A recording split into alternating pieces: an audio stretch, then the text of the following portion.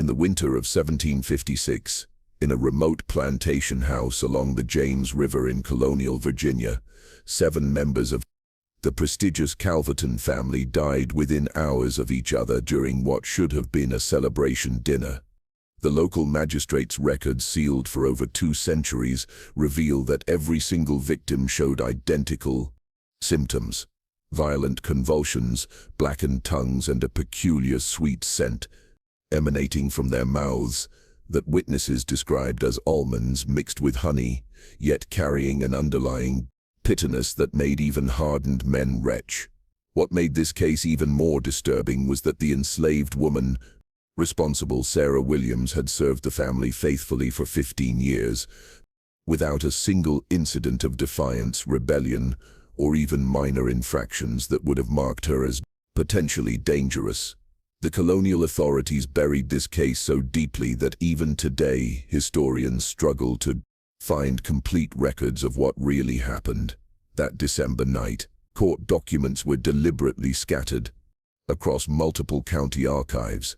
Witness testimonies were sealed under orders that remained in effect for over 200 years, and physical evidence was destroyed in what officials claimed was an accidental fire just months after the trial concluded.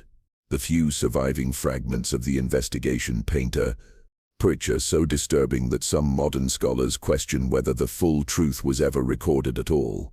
Before we continue with the story of Sarah Williams and the Calverton plantation, make sure to subscribe to our channel and let us know in the comments what state you're listening from, because this tale of calculated revenge and botanical knowledge will shake you to your very core, revealing secrets about plantation life that the colonial never wanted preserved for history. Truth about that fatal dinner would remain hidden in dusty courthouse archives until a restoration project in 1987 uncovered a water-damaged trunk containing the original testimonies. What they revealed about the sophisticated resistance networks operating within Virginia's slave communities was far more terrifying to the established order than anyone had imagined. The Calverton plantation, sprawled across 3,000 acres of fertile tobacco fields in Charles City County, Virginia, where the James River curved through the countryside like a brown serpent carrying the wealth of the colonies toward the Atlantic. In 1756, this was the beating heart of colonial Virginia's tobacco empire, where vast fortunes were built on the backs of enslaved Africans and the humid climate that made the golden leaf flourish under careful cultivation. The plantation represented everything that colonial Virginia aspired to become: a successful transplantation of English aristocratic ideals onto American soil, powered by forced labor and sustained by the brutal efficiency of human bondage. The plantation house itself stood as a testament to English architectural ambition transported to the New World, an imposing brick Georgian mansion with twin chimneys and 12 symmetrical windows that gazed out over endless rows of tobacco plants stretching toward the horizon. The structure had been built in 1721 by Edmund's father using enslaved craftsmen whose skills in brick-making, carpentry, and masonry had been honed through generations of forced labor on similar projects throughout the Chesapeake region. The house featured imported glass windows, hand-carved woodwork, and a formal garden designed to mirror the great estates of England.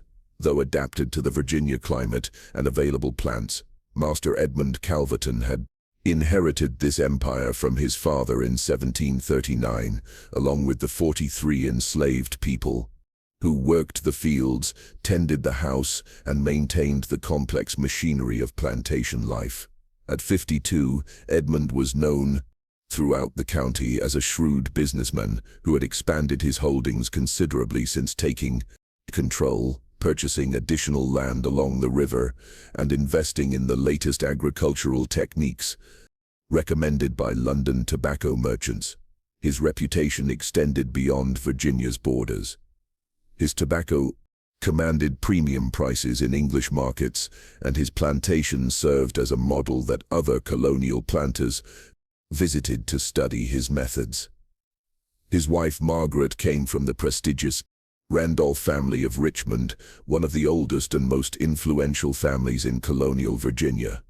Edmund in 1729 had been as much a business arrangement as a romantic union, bringing together two powerful plantation dynasties and consolidating control over tobacco trade routes along the James River. Margaret had brought with her both extensive social connections throughout Virginia's planter elite and a substantial dowry that had funded the plantation's expansion into rice cultivation along the river bottoms, diversifying the Calverton holdings and providing additional sources of income during years when tobacco prices fluctuated. The winter of 1756 included Edmund and Margaret, their three children, who represented the future of the plantation dynasty. Margaret's unmarried sister, who served as companion and assistant in managing household affairs, and Edmund's business partner, whose financial connections had become crucial to the plantation's continued expansion. Thomas, aged 24, had recently returned from 3 years of education in London, where he had studied the latest agricultural innovations and business practices that English planters were implementing in their Caribbean sugar colonies. His exposure to these new ideas had created tension with his father, who preferred traditional Virginia methods that had proven successful for decades. Catherine, aged 21, embodied the carefully cultivated refinement that plantation families used to distinguish themselves from smaller farmers and urban merchants. Been educated by private tutors in music, French, and the domestic arts that would make her an attractive marriage prospect among Virginia's planter aristocracy. Her engagement to Richard Petton, son of a wealthy Richmond tobacco merchant, represented another strategic alliance that would further strengthen the Calverton family's position in colonial Virginia's complex web of commercial and social relationships. Young Edmund Jr., an aged 16, was being groomed to eventually inherit and manage the plantation, though his education had been complicated by what his parents considered dangerous tendencies toward egalitarian thinking picked up from interactions with Quaker merchants who occasionally visited the plantation on business. His father had grown increasingly concerned about his son's apparent sympathy for the enslaved people under their control, viewing such attitudes as both morally misguided and potentially threatening to the family's economic foundation. Margaret's sister, Patience Randolph, aged 38, had never married due to a scandal in her youth involving inappropriate attention to an overseer on her father's plantation. She had found refuge with the Calvertons, where she served as household manager and companion to Margaret, though her presence was a constant reminder of how quickly social standing could be lost through poor judgment or unfortunate circumstances. Colonel James Hartwell, Edmund's business partner and frequent house guest, controlled the shipping networks that carried Calverton tobacco to European markets. His connections with London merchants and his ownership of several vessels had made him indispensable to the plantation's profitability, though his relationship with the family was complicated by his obvious attraction to the widowed Patience and his increasing influence over plantation business decisions that Edmund sometimes resented. Enslaved population, Sarah occupied a unique position as head cook and kitchen supervisor, a role that gave her unusual authority and responsibility within the plantation's rigid hierarchy. Born around 1720 in what is now Angola, she had been captured during tribal warfare and sold to Portuguese slave traders operating along the West African coast. Her journey to Virginia had taken her first to the Caribbean, where she had spent 2 years on a sugar plantation in Barbados before being purchased by a Virginia tobacco merchant who recognized her potential value as a skilled domestic worker. Her African name had been lost to history, replaced by the Spanish Sarah Hope, given to her by the Barbados plantation owner, who had briefly held her before selling her to Virginia buyers seeking experienced house servants. The name carried cruel irony, as hope was precisely what the slave system was designed to destroy. Yet Sarah had somehow maintained not just hope, but the intelligence and determination to act on it in ways that would ultimately terrify her oppressors.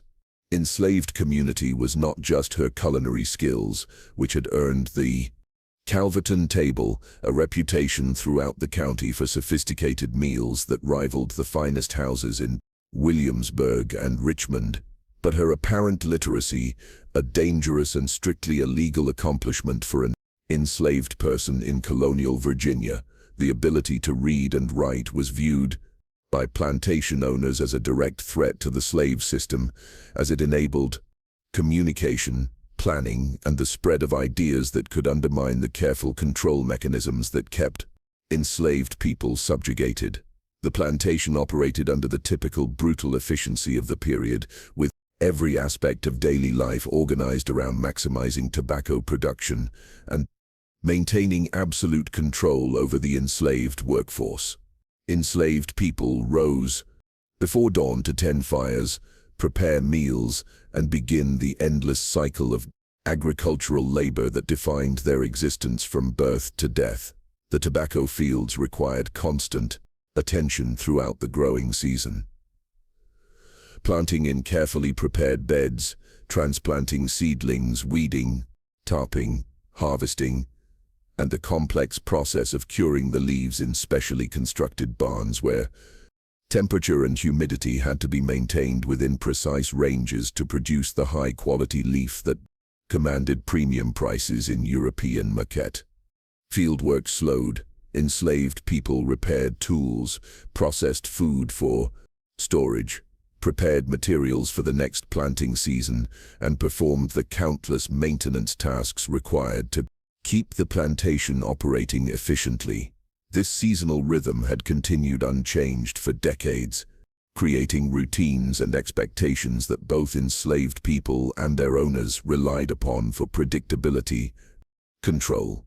Punishments for infractions were swift and severe, either by Edmund himself or by his overseer Jeremiah Cook, a harsh man who had earned a reputation throughout the county for creative cruelties that served as examples to other enslaved people while stopping just short of damaging valuable property beyond repair. Cook had been hired from a South Carolina rice plantation where his methods had proven effective at maintaining discipline and maximizing productivity, though rumors about his specific techniques were whispered rather than spoken openly, even among the white community. The winter of 1756 had been particularly difficult for the Calverton plantation, with an early frost in October, damaging a significant portion of the tobacco harvest and reducing the plantation's income, just as substantial debts from recent land purchases were coming due. The damaged tobacco had to be sold at reduced prices, and several planned improvements to the plantation's infrastructure had been postponed indefinitely. Most devastating to the enslaved community, Edmund had been forced to sell 2 families to a South Carolina rice plantation to raise immediate cash, separating parents from children and husbands from wives in transactions that demonstrated the absolute power plantation owners held over every aspect of enslaved people's lives. The remaining enslaved community watched these separations with the resigned horror of people who understood their own vulnerability to such arbitrary destruction. Families that had been together for years could be broken apart with a single business decision, and the knowledge that similar sales might be necessary in the future created an atmosphere of constant anxiety and desperation that permeated every aspect of daily life on the plantation. In the weeks leading up to December, tensions in the Calverton household had been building to dangerous levels. Thomas Calverton had returned from his studies in England with expensive tastes and radical ideas about plantation management that conflicted sharply with his father's traditional methods and conservative approach to change. He had proposed implementing new techniques he had observed on Caribbean sugar, plantations, including more intensive cultivation methods and the purchase of additional enslaved people to expand production. But his plans required capital investments that the plantation's current financial situation made impossible. Catherine's engagement to Richard Peaton had become a source of stress rather than celebration. The marriage negotiations had stalled over financial arrangements complicated by the plantation's reduced circumstances and uncertainty about future tobacco prices. The Peaton family was demanding guarantees about dowry payments and inheritance provisions that Edmund was reluctant to provide, given his current financial pressures, while Catherine herself had begun to express doubts about marrying into a merchant family that she considered beneath her social station. Young Edmund Jr. had been caught several times fraternizing with enslaved children, his own age behavior that his father considered both inappropriate and potentially dangerous to the family's authority and the plantation's disciplinary structure.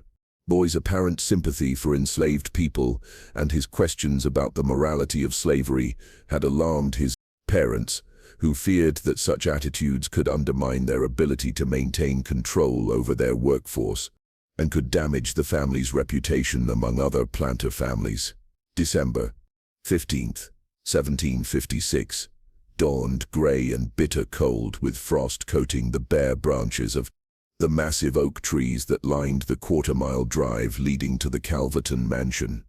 Dropped during the night to levels that threatened the winter vegetables still growing in the plantation's gardens, and enslaved people had risen even earlier than usual to tend fires and protect valuable food stores from freezing. Inside the great house, preparations were underway for what Edmund had declared would be a celebration dinner to mark the end of the harvest season and to discuss important family business. With Colonel Hartwell, whose shipping connections and financial advice had become crucial to the plantation's survival during these difficult economic times. Sarah had spent 3 full days preparing for this dinner, which she understood from overheard conversations to be more significant than the usual family meals.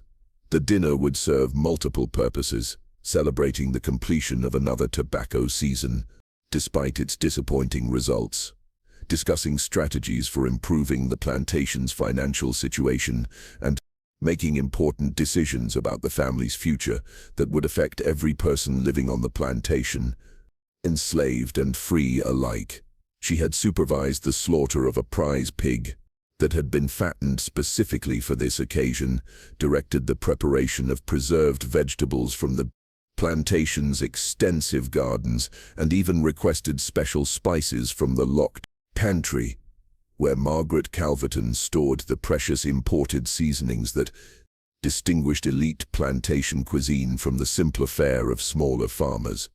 Showcased the best of the plantation's production while demonstrating the sophisticated cooking techniques that had made Sarah's reputation throughout the county. The planned meal included roasted pork with complex herb stuffing made from sage, thyme, and other herbs grown in the plantation's garden.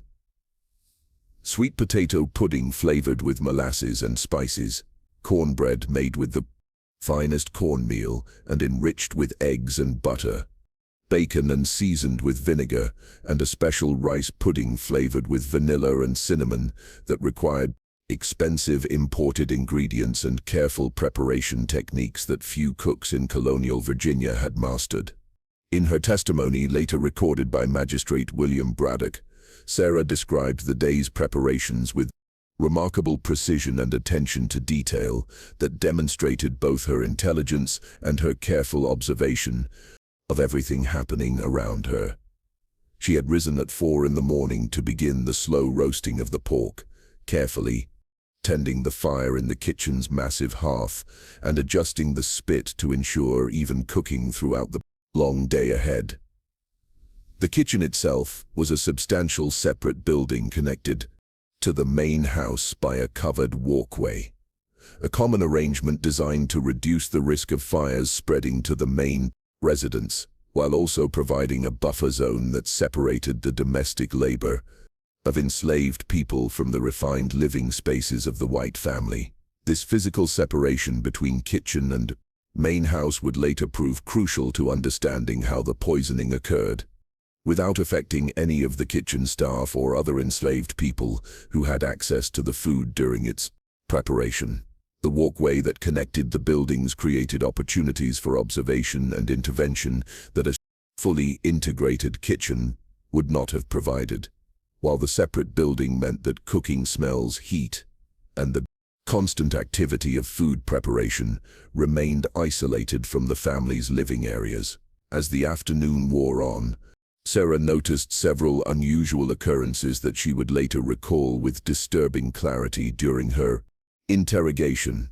Master Edmund had visited the kitchen twice, something that rarely happened under normal circumstances, each time engaging her in conversation about the evening's menu and asking specific questions about ingredients, preparation methods and timing that seemed to go beyond mere curiosity about the meal. His questions had focused particularly on the spices being used and the exact schedule for serving each course, details that had never concerned him during their 15 years of working relationship. Margaret Calverton had also made an unprecedented appearance in the kitchen during the afternoon, examining the dishes being prepared and suggesting modifications to the seasoning that required access to additional spices from her locked pantry. Her behavior had seemed nervous and distracted, unlike her usual calm authority when overseeing household affairs, and she had asked repeatedly about the timing of the meal and whether everything would be ready precisely at 6 o'clock. Most significantly, Colonel Hartwell had requested a private tour of the kitchen facilities during the late afternoon, claiming interest in the cooking methods and equipment that produced such renowned meals. He had examined the hearth, the preparation areas, and even the storage spaces where ingredients were kept, asking detailed questions about food preparation and safety that seemed unusual for a gentleman whose interests normally focused on tobacco and shipping rather than domestic arrangements. The dinner was set for 6 o'clock, just as the winter darkness settled over the plantation, and candlelight began to flicker in the windows of the great house. Had been chosen to allow for extended conversation after the meal when business matters could be discussed, without the formality that characterized daytime meetings between planters and their associates. The family and their guest gathered in the formal dining room, a grand space dominated by a mahogany table imported from England that could seat 12 people. Though tonight only 7 chairs had been arranged in the precise pattern that reflected the social hierarchy of colonial Virginia plantation society. The news of what quickly became known throughout Charles City County as the Calverton Massacre sent shockwaves through the entire colonial Virginia plantation system, challenging fundamental assumptions about the security and stability that white planters had built their lives around. Within hours of Jupiter's frantic midnight ride to summon the magistrate, armed men from neighboring plantations had surrounded the Calverton buildings, and every enslaved person on the property was placed under heavy guard while investigators attempted to understand what had happened in that elegant dining room and whether the incident represented an isolated act of rebellion or part of a broader conspiracy that threatened the entire original slave system. Magistrate William Braddock arrived at the plantation before dawn on December 16th, accompanied by Dr. Samuel Hayes, the county's only trained physician, Reverend Thomas Whitfield, who served both as spiritual counselor and unofficial coroner for unexplained deaths in the rural areas where professional medical examination was rarely available. What they found in the dining room defied their limited understanding of poison and medicine, presenting symptoms and evidence that challenged everything they thought they knew about the capabilities and knowledge of enslaved people. The 7 bodies lay in various positions where they had fallen during their final moments, their faces contorted in expressions of agony that spoke to the intensity of their suffering, but with none of the typical signs of the common poisons known in colonial Virginia. There was no foaming at the mouth, no obvious discoloration of the skin, and no evidence of the violent vomiting that characterized most cases of accidental poisoning from contaminated food or deliberate poisoning with substances like arsenic or mercury that were occasionally used in domestic murders. What struck all the investigators immediately was the distinctive blackening of the victims' tongues and the lingering sweet almond scent that still permeated the room.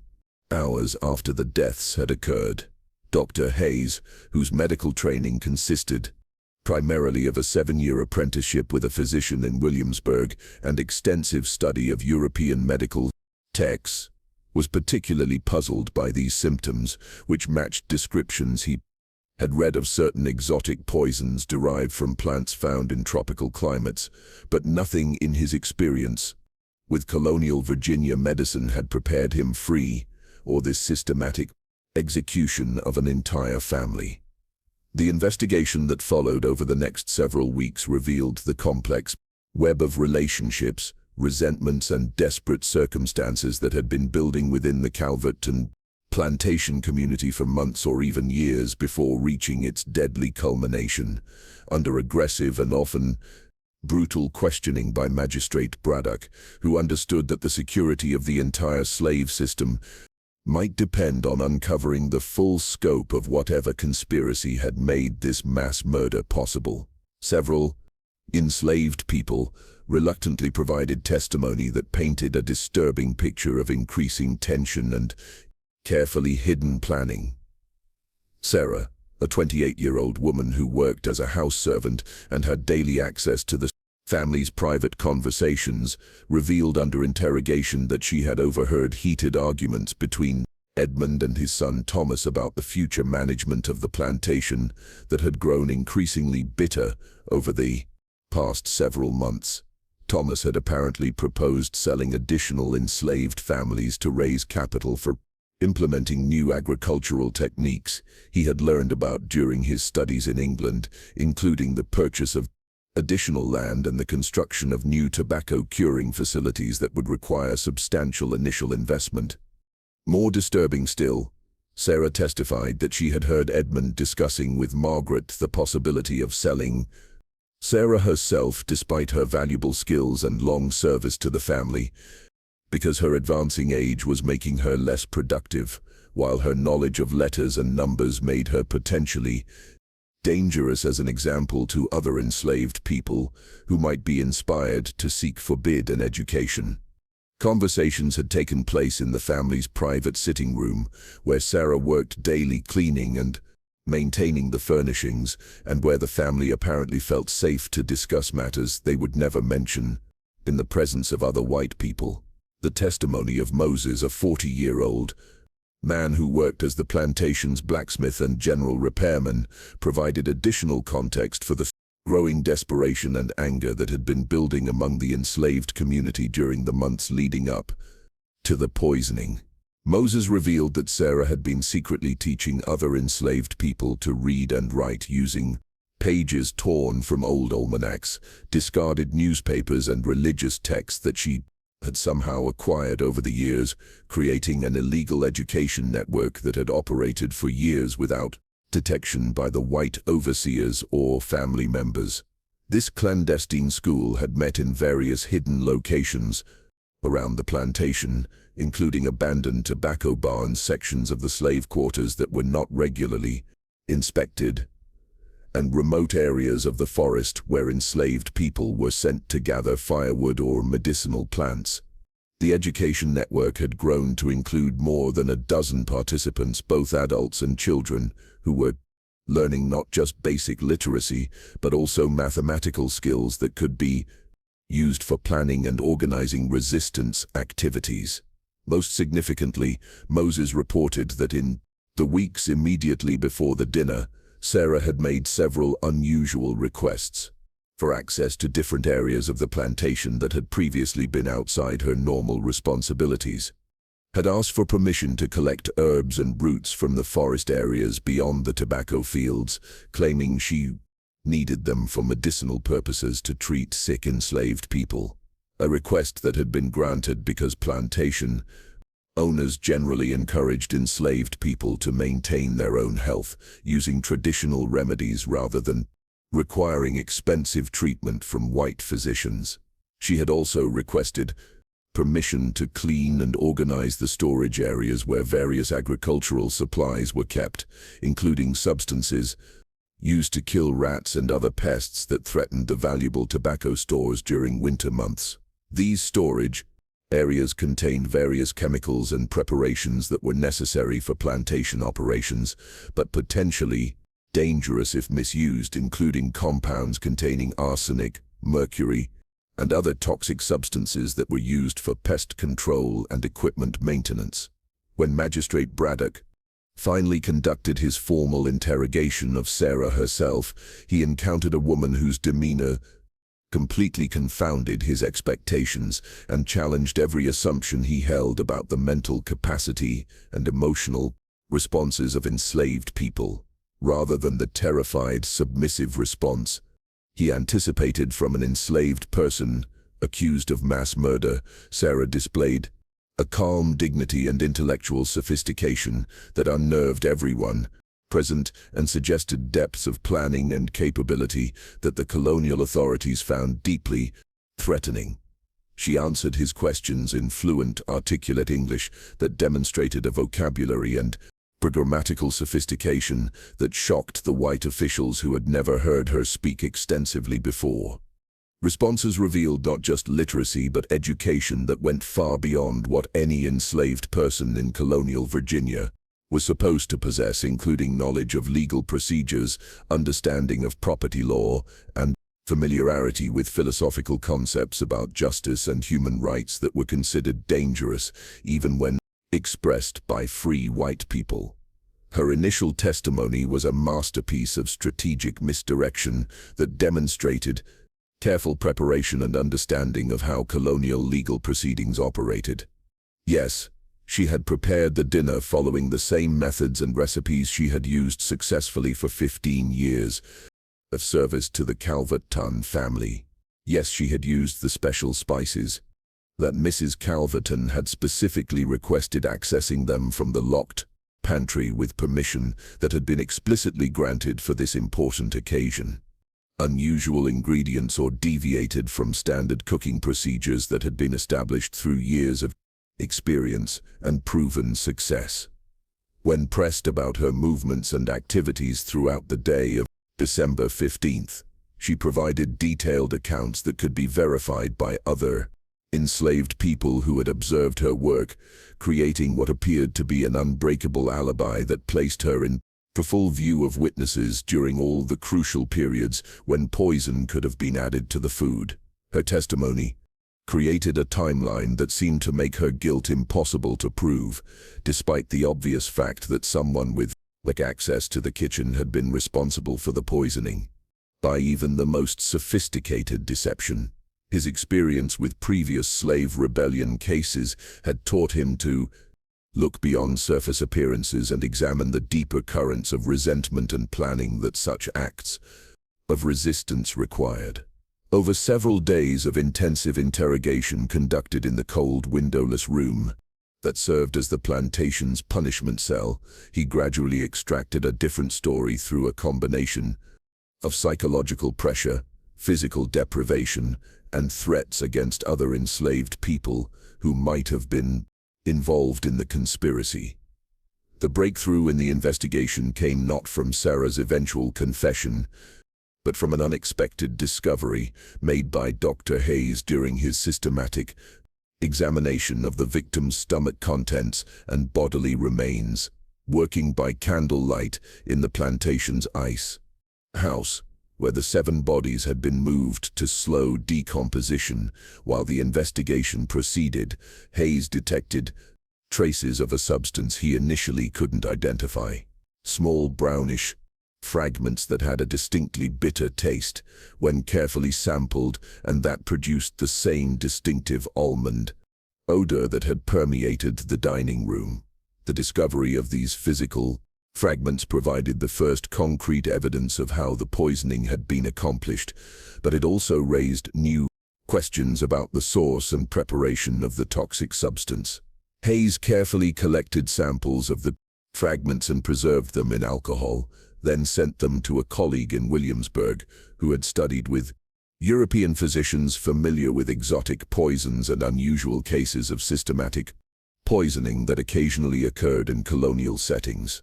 The response that came back from Williamsburg 2 weeks later fundamentally changed the entire direction of the investigation and revealed capabilities among the enslaved population that colonial authorities had never suspected.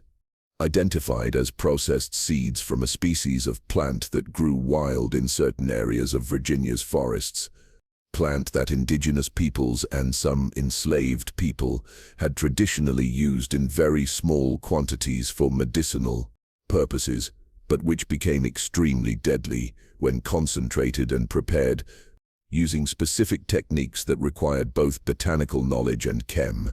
This revelation forced investigators to completely reconsider everything they thought they knew about the case and about the intellectual capabilities of the enslaved people under their control. Sarah hadn't simply added a readily available poison to the food in a moment of desperate rage or emotional breakdown.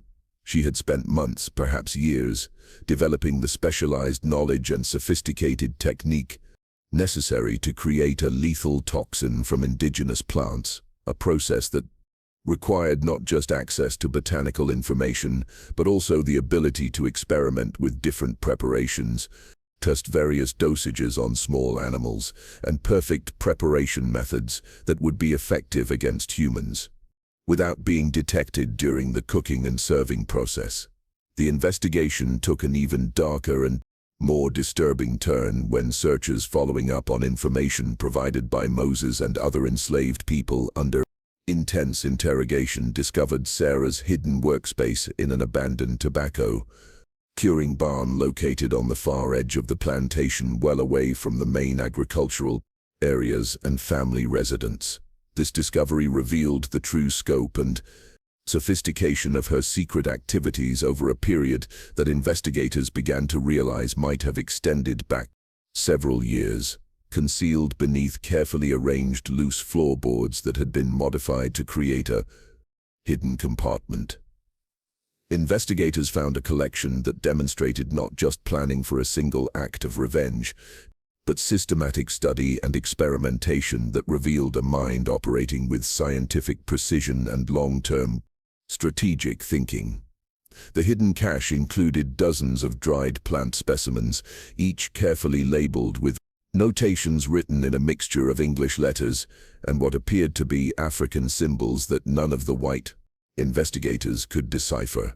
The plant collection included not just the species that had been used in the fatal poisoning, but samples of numerous other potentially dangerous plants native to Virginia, along with detailed notes about their properties, preparation methods, and effects when tested on small animals.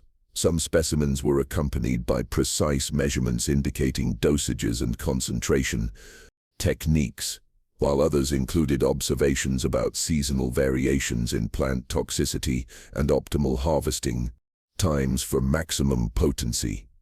Most shocking of all was the discovery of a handwritten journal that documented years of careful experimentation and study written in surprisingly sophisticated English that demonstrated not just literacy but scientific methodology that rivaled the work of trained European botanists. Contained detailed observations about plant preparation techniques, chemical interactions between different substances, and systematic testing procedures that revealed an understanding of basic scientific principles that enslaved people were absolutely forbidden to possess. Journal entries showed that Sarah had been conducting her research for at least 3 years before the poisoning, systematically testing the effects of various plant combinations on rats, rabbits, and other small animals that she had trapped or caught around the plantation. Her notes revealed a methodical approach to understanding dosage requirements, preparation methods, and delivery techniques that would ensure effectiveness while avoiding detection during the cooking process. Before the fatal dinner was particularly chilling in its clinical detachment and scientific precision. The bitter seeds show greatest promise when ground to finest powder and mixed with strong sweet substances that mask both taste and scent. Test subjects died quickly with larger doses, but smaller amounts produce only temporary sickness followed by recovery. Further testing required to determine optimal dosage for subjects weighing approximately 150 to 200 pounds. The characteristic almond scent remains detectable, but can be successfully hidden by honey, molasses, and strong spices when properly combined. But the journal contained much more than scientific observations and experimental data. Scattered throughout the pages were personal reflections that revealed the psychological torment and mounting rage that had driven Sarah to plan and execute mass murder. She wrote about watching enslaved children sold away from their parents, about the sexual abuse that enslaved women endured from white overseers and visitors, about the daily humiliations and casual violence that defined every aspect of plantation life for people who had been reduced to the legal status of property. Entries described the gradual erosion of hope that occurred as she realized that no legal or social mechanism existed within colonial Virginia society to address the injustices she witnessed daily. She wrote about the futility of appealing to religious authorities who preached about Christian mercy while owning enslaved people themselves, about the impossibility of seeking protection from legal systems that defined enslaved people as property rather than human beings, and about the devastating psychological impact of living in a society that treated her intelligence and humanity as threats, suppressed rather than qualities to be respected. One passage written just weeks before the poisoning revealed her ultimate decision to abandon hope for justice through conventional means. Master Edmund speaks again of selling me to the Carolina rice fields, where the work kills most within 5 years, and where families are separated as easily as livestock. After 15 years serving his table, keeping his family's secrets, tending his children when they suffered illness, he would discard me like broken pottery simply to raise money for his son's wasteful schemes. But I have learned the power that grows wild in Virginia's forests, that justice sometimes requires terrible choices that good people should never have to make. As investigators pieced together the timeline of Sarah's planning and preparation, they discovered that her activities had begun nearly 2 years earlier, shortly after Edmund had first mentioned the possibility of selling some of his older enslaved people to improve the plantation's financial situation and invest in new agricultural equipment. She had used her position as head cook to gradually collect information about the family's routines, their dietary preferences, their schedules for important gatherings, and the timing of business meetings that would bring together all the family members whose decisions controlled the fate of everyone living on the plantation. Just when we thought we'd seen it all, the horror in the Calverton plantation intensifies beyond anything we could have imagined. If this story is giving you chills, share this video with a friend who loves dark mysteries. Hit that like button to support our content. And don't forget to subscribe to never miss stories like this. Let's discover together what happens next in this tale of calculated revenge that shook colonial Virginia to its very foundation and revealed the sophisticated resistance networks that had been operating in secret throughout the slaveholding regions. The choice of December 15th for the poisoning had been carefully calculated based on information Sarah had gathered about the family's business affairs and seasonal patterns. The date marked not just the end of the tobacco harvest season, when final accounts were settled and profits calculated, but also the traditional time when major decisions about plantation management and enslaved people's futures were typically made. Sarah knew from overheard conversations that Colonel Hartwell would be present to discuss shipping arrangements and financial strategies, making it likely that the dinner conversation would focus on the plantation's economic problems.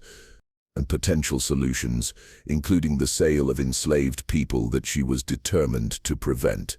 The investigation reached its most critical and terrifying turning point when Magistrate Braddock discovered that Sarah had not acted alone in planning and executing the mass poisoning, but had been part of a sophisticated conspiracy that involved multiple enslaved people and revealed the existence of communication networks that connected resistance activities across several plantations throughout Charles City County and beyond.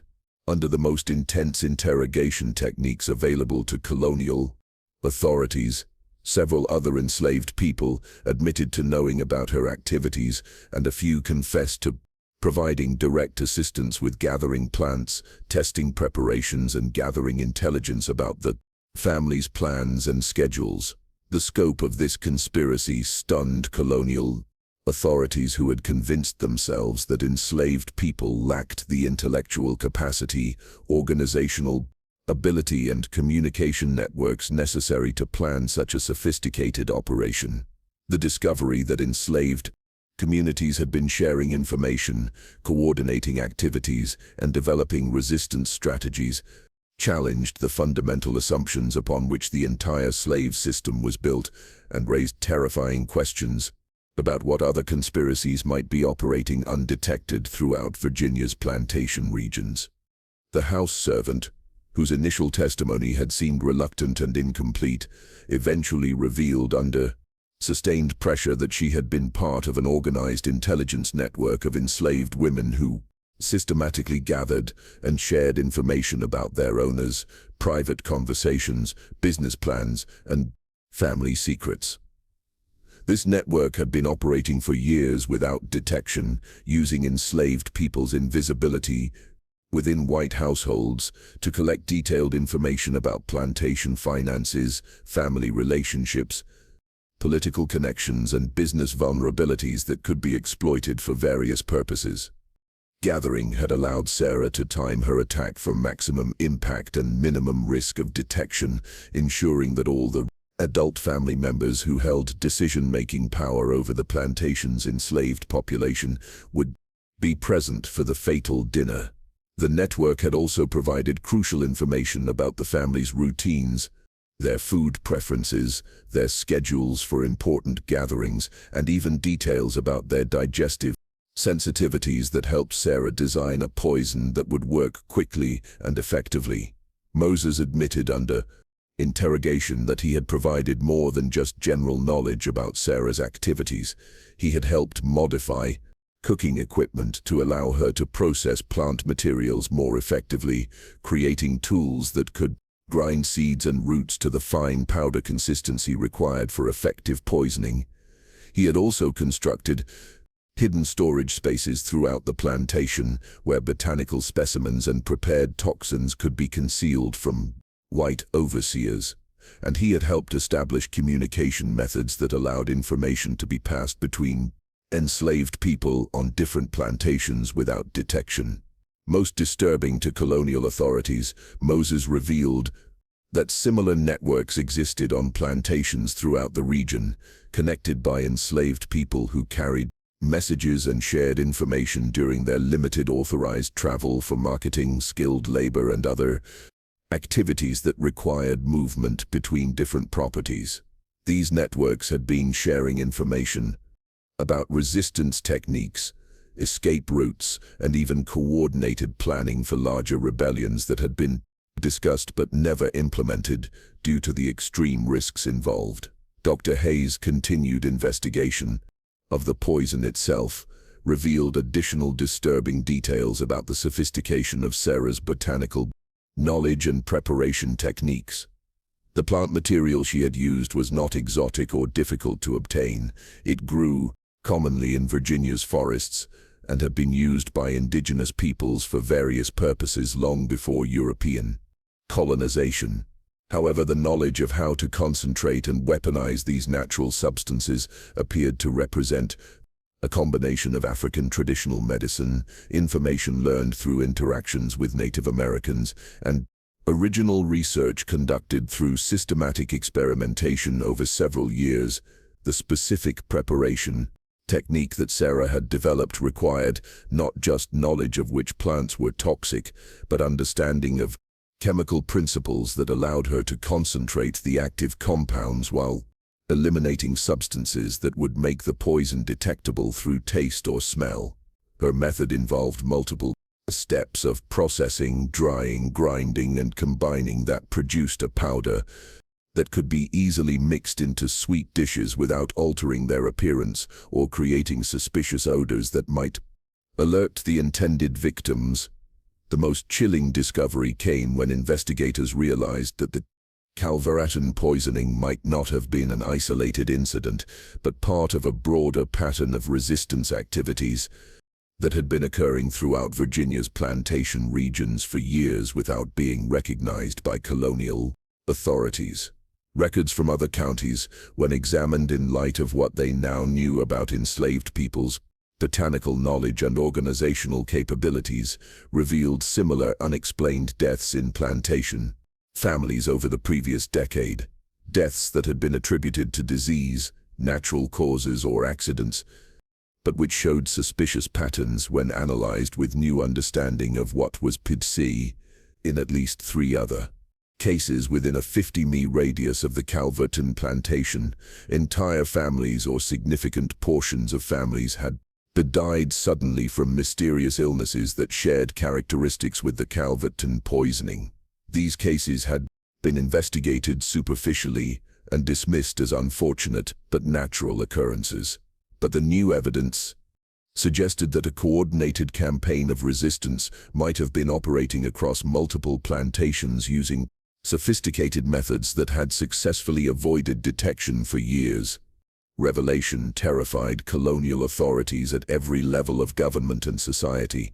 If enslaved people were capable of this level of organization and planning, if they possessed dangerous knowledge of indigenous plants that could be weaponized against their owners, and if they had established communication networks that allowed coordination of resistance activities across multiple plantations, then the entire foundation of Virginia's slave-based economy was under threat in ways that no one had previously imagined. The final confrontation between Magistrate Braddock and Sarah took place on a cold January morning in 1757, nearly a month after the poisoning in the stone-walled punishment cell beneath the Charles City County Courthouse. By this time, the investigation had uncovered the full scope of the conspiracy, and Sarah understood that denial was no longer possible or useful. Remarkable confessions in colonial Virginia's legal history, a detailed account of planning, motivation, and execution that revealed not just the facts of the crime, but the psychological and social forces that had driven a human being to such desperate and calculated action. Sarah's confession began not with the night of the fatal dinner, but with her childhood in Angola, where she had learned about plants and their properties from the women in her village, who served as healers, midwives, and keepers of traditional knowledge that had been passed down through generations. She described her capture during a raid by rival tribes allied with Portuguese slave traders, the horror of the Middle Passage, where she had watched fellow Africans die from disease, despair, the brutal conditions aboard the slave ships, and her early years in the Caribbean and Virginia, where she had gradually realized that the knowledge her grandmother had taught her about healing plants could be adapted for very different and more terrible purposes. She spoke with quiet dignity about watching other enslaved people suffer and die from overwork, disease, and brutal punishment, and of her growing understanding that the legal and social systems of colonial Virginia offered no protection, justice, or hope for people like her who had been reduced to the status of property. First step in her long journey toward rebellion, she had taught herself by studying discarded newspapers, religious texts, and account books, gradually developing the literacy that allowed her to document her botanical experiments and plan her ultimate act of resistance. The years of planning and preparation had been motivated not just by personal grievance against the Calverton family, but by a calculated decision to strike at the heart of the system that oppressed her entire community. by eliminating the entire Calverton family, including the children who would have inherited the plantation and continued its operations. She had sought to create chaos and uncertainty that might lead to the sale and dispersal of the enslaved community, potentially offering some individuals opportunities to escape to more favorable situations or even to freedom. Her choice of poison had been deliberate and deeply symbolic, rather than using imported substances that would have pointed to outside assistance or exotic sources. She had used plants that grew in Virginia soil, processed with techniques that combined African traditional knowledge with careful observation and original experimentation conducted over several years. The poison represented a kind of indigenous resistance. The land itself turned against the colonizers who had claimed ownership of both the earth and the people who worked it. Haunting part of her confession was her description of the dinner itself and the emotions she had experienced while watching the family consume their final meal. She had observed the scene through the kitchen window, feeling no satisfaction or joy as her plan reached its culmination, but rather a profound sadness for the necessity of what she had done and the terrible choices that slavery had forced upon her. Acted from personal hatred of the Calverton family as individuals, but from recognition that they represented a system of oppression that could only be challenged through extreme measures that violated every moral principle she had been taught as a child. When Magistrate Braddock pressed her about the other enslaved people who had assisted her planning and execution, Sarah refused to provide names or details that might implicate them. Further, accepting full responsibility for the poisoning, even though investigators knew she had not acted entirely alone. Entirely. This final act of protection for her community demonstrated the same careful calculation and strategic thinking that had characterized her entire approach to resistance, putting the welfare of other enslaved people above her own survival, even in the face of certain execution. The confession concluded with Sarah's reflection on the likely consequences of her actions and her hopes for their long-term impact on the struggle for freedom and justice. She understood that she would be executed as an example to other enslaved people, but she expressed hope that her resistance might inspire others to find their own paths to freedom, even if those paths required choices that no human being should ever have to make.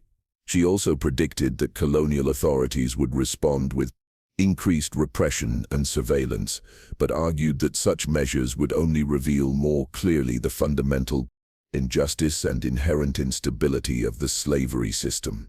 Sarah was executed by hanging on February 14, 1757, in a public ceremony held in the Charles City County Courthouse Square that was designed to demonstrate the terrible consequences of slave rebellion to both enslaved and free populations throughout the region. From neighboring counties, as colonial authorities used the occasion to send a clear message about the fate that awaited any enslaved person who dared to challenge the established order through violence or rebellion. The colonial government's response to the Calverton poisoning was swift, comprehensive, severe, involving new laws and regulations that fundamentally changed how plantation security was managed throughout Virginia. New legislation restricted enslaved people's access to forested areas where toxic plants could be gathered, imposed harsher penalties for unauthorized collection of any plant materials, required plantation owners to maintain closer supervision of kitchen activities and food preparation, and mandated regular searches of slave quarters for any materials that could be used for resistance activities. Calverton plantation itself was sold at auction to pay the family's debts, and the entire enslaved community was dispersed to buyers across Virginia, the Corrales, and Georgia, ensuring that the networks and relationships that had made the conspiracy possible would be permanently broken.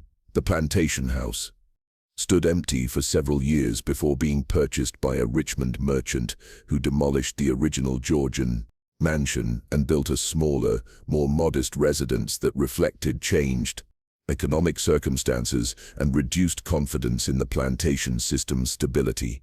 The site of the Grand Calverton mansion is now marked only by scattered foundation stones barely visible beneath decades of vegetation, growth, and the encroachment of forest that has reclaimed much of what were once tobacco fields. Local historians have placed a small marker noting the location's significance, but the full story of what happened there remains largely unknown to most visitors who pass through the area. But the true legacy of Sarah's rebellion extended far beyond the immediate consequences for the people directly involved. Colonial authorities' discovery of the botanical knowledge and sophisticated organizational capabilities of enslaved communities led to fundamental changes in how plantation security was managed throughout Virginia and other slave-holding colonies. Became a case study in what colonial officials called the hidden intelligence of the enslaved population, leading to increased restrictions and surveillance that paradoxically acknowledged the sophistication and danger of slave resistance while attempting to prevent future incidents. The investigation records sealed by court order in 1757 to prevent the details from inspiring other acts of rebellion were not opened again until the 1980s, when historians studying colonial Virginia's legal system discovered the cache of documents during a courthouse renovation project.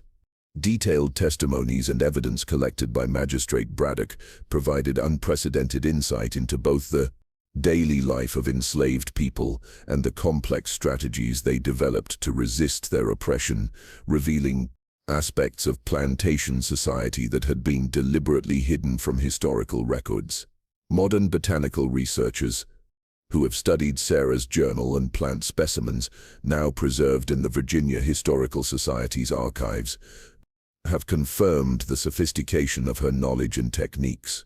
The indigenous plants she weaponized are now known to contain compounds chemically similar to those found in cyanide, and her methods for concentrating these substances demonstrated understanding of chemical principles that would not be formally codified by European science for several more decades. The earliest documented examples of systematic botanical research conducted by an enslaved person in colonial America. Perhaps most significantly, the Calverton case revealed the existence of knowledge networks and resistance strategies that challenged fundamental assumptions about enslaved peoples' capabilities, aspirations, and potential for organized opposition to the slave system. The discovery that botanical and medical knowledge was being preserved, adapted, and weaponized by enslaved communities forced colonial authorities to confront the reality that their property possessed not just physical strength and labor capacity, but intelligence, organization, and determination that could be turned against the system that oppressed them. The story of Sarah and the Calverton Plantation Massacre remains one of the most complex and morally challenging cases in colonial American history. A tale that reveals both the brutal realities of slavery and the extraordinary lengths to which human beings will go in pursuit of justice and freedom when all other options have been exhausted. Her actions raise profound questions about the nature of justice, the morality of violence in response to oppression, and the terrible choices that systems of dehumanization force upon their victims. The case also demonstrates the sophisticated resistance strategies that enslaved people developed despite facing seemingly impossible odds and absolute legal powerlessness. Sarah's ability to conduct scientific research, organize conspiracy networks, and execute complex plans while maintaining the appearance of submission challenges historical narratives that have minimized the intelligence and agency of enslaved people in shaping their own destinies and resisting their oppression. This mystery shows us that even in the darkest chapters of our history, individuals found ways to assert their humanity and fight for justice, even when resistance required choices that challenged every moral boundary and conventional understanding of right and wrong. Sarah's story forces us to confront uncomfortable truths about the length to which people will go when pushed beyond endurance by systems of oppression that offer no hope for justice through peaceful means. What do you think of this story? Do you believe Sarah's actions were justified by the circumstances she faced? Or do you think there might have been other ways to resist the injustices of slavery? Do you think her scientific knowledge and planning abilities have been accurately represented in historical accounts of slave resistance? Leave your comment below and share your thoughts about this complex tale of rebellion, revenge, and the search for justice in impossible circumstances. If you enjoyed this historical mystery and want more stories like this that explore the hidden corners of American history and the untold stories of people who fought against oppression, subscribe, hit the notification bell, and share with someone who loves dark historical mysteries that challenge our understanding of the past. See you in the next video.